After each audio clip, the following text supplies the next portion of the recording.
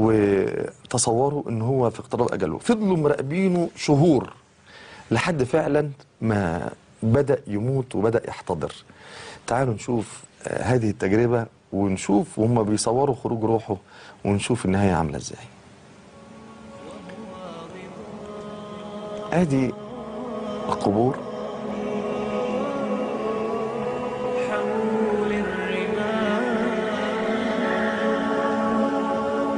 ادي المنظر للقبور والموتى وهم بيتحيروا الحقيقة، مش عارفين يعملوا ايه ويفهموا سر الموت ازاي. شوفوا معلقين الموتى عندهم على الجدران بملابسهم، لابسين بدلهم او البلاطي بتاعتهم، و يعني تصورا منهم ان الميت ده ممكن يعني يعيش حياة اخرى، فيكون برضه بهدومه ويكون شكله ظريف. شوفوا منظر الموتى، سبحان الله العظيم، منظر مؤثر والله يا اخواني. يعني شوفوا كل الموتى اللي على الحيط دول كان ليهم مكان عند اقوامهم وكان ليهم اثر عند اولادهم، ولكن الان خلاص.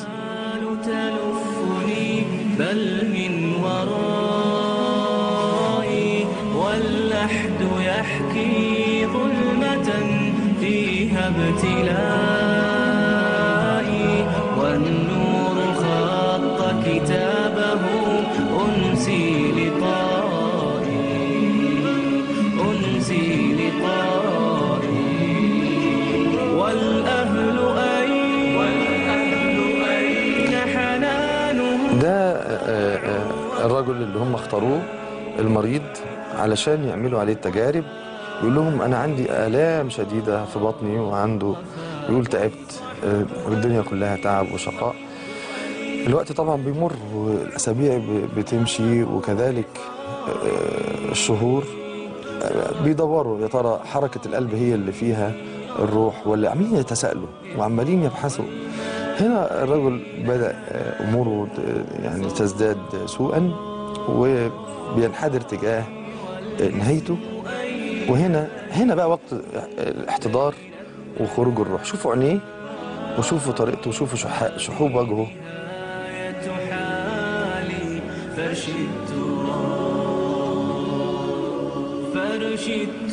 سبحان الله العظيم. هنا وهو بيخرج الروح فعلا، سبحان الله، منظر صعب. طبعا احنا ما رضيناش نجيب لكم. هنا بقى صوروه وهو بيخرج الروح. لاحظوا ايه؟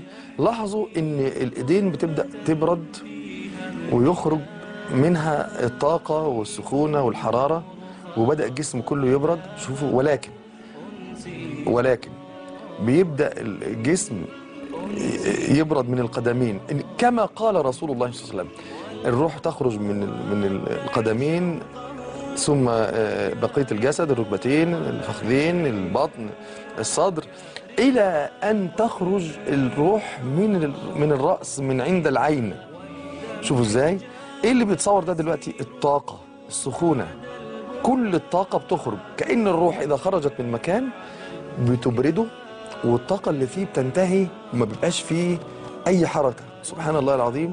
شوفوا ازاي كله بيبدأ يبرد. وشوفوا آخر حاجة خرجت الروح، أو آخر حاجة خرجت، طبعا الروح مش قادرين يصوروها، هم كانوا متصورين إن هم شوفوا دي النهاية. طبعا الراجل مات. هم هنا طبعا بيحطوا له وردة، تصوروا منهم إن هم بيكرموه. سبحان الله العظيم. شوفوا، وهنا دي نهايته، ووضع مع هؤلاء الناس. سبحان الله العظيم. لا حول ولا قوة إلا بالله.